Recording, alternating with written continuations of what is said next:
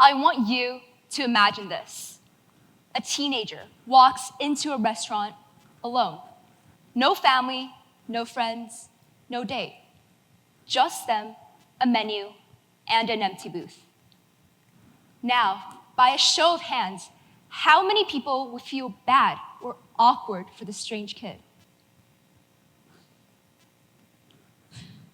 Hi, I'm Mia Song, and I am that strange kid.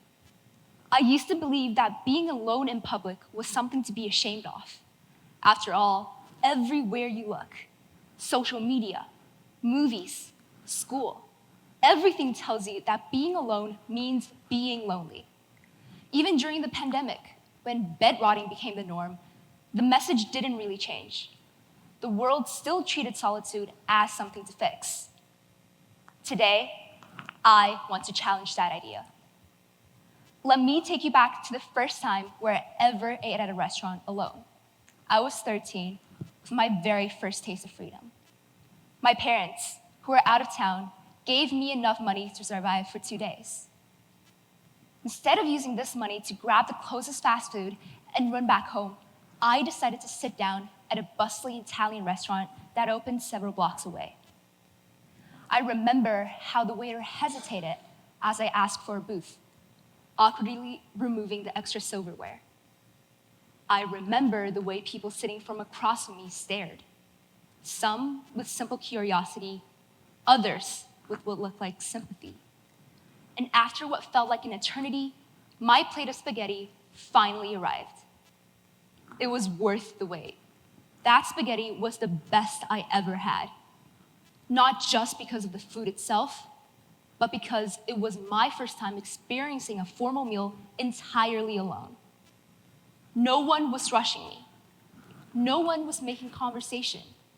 No one was commenting on my order. Just me, my food, and the space to be present in the moment. So if being alone could be so rewarding, why does it scare us? Many of us, especially teenagers, fear being alone. A January 2020 CNBC article stated that 73% of teenagers report feeling lonely at least once a week. An NIH article published in 2010 explains that we have been conditioned, even genetically wired, to believe that if we are not constantly surrounded by people, something must be wrong with us. But suppose that you could flip the script so that you have the power to rewire this instinct, to undo the grip of conditioning that tells you solitude is something to fear. We have been handed off this idea that being alone means something is missing, that we are lonely without purpose. But that's a lie.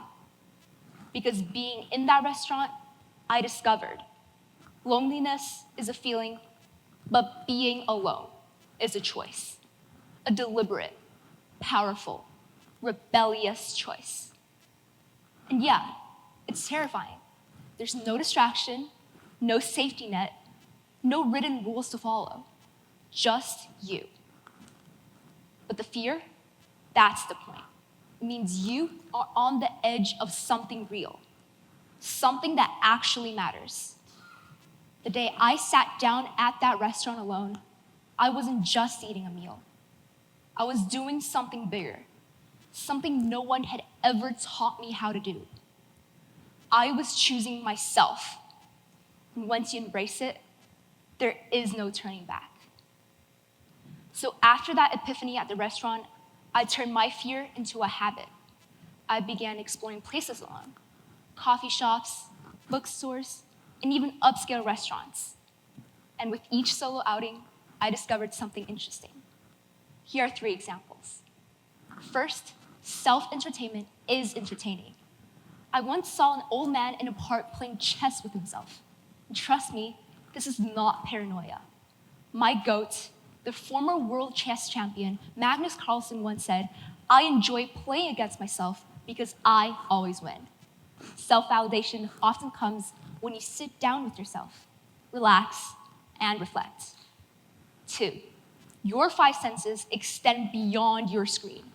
In fact, they're finely tuned in a way that is worth way more than an electronic screen. So listen closely, open your eyes wide, and feel yourself in the present moment. For me, taste is the best reminder.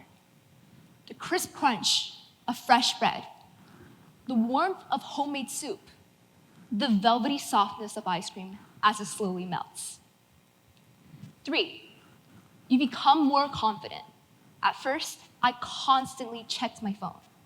Whenever I was awake, my phone was too. Putting your social media aside is difficult, but over time, detachment comes naturally. That surge of self-assurance unlocks opportunities I have never imagined. So here's my gift to you, a pass, an all-access, no expiration, VIP pass to something most people spend their whole lives running from. A pass to your own space, to sit in your silence, to break free from the fear that being alone means being less. This is not merely a permission slip.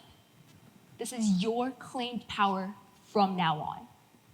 The power to walk into any space, take up a table for one, and exist completely, unapologetically as yourself. So take the pass, use it, start small. Go to a library, sit down at a cafe, or even take a solo walk.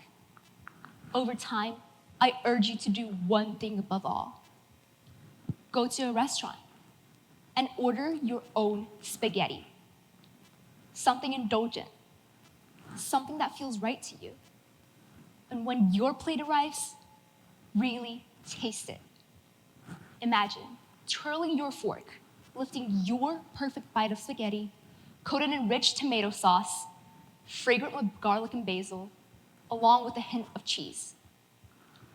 There is no one to fight over the last bite with, no one to judge how much Parmesan you sprinkle on top, and no one to rush you through the meal. It's just you, savoring each mouthful, relishing every moment. And maybe, just maybe, when you take that first bite, you will realize, like I did, that sometimes the most delicious moments in life are the ones that we savor alone. So go ahead, take yourself out, confidently order your bowl of spaghetti, and feast on the power of being alone. Thank you.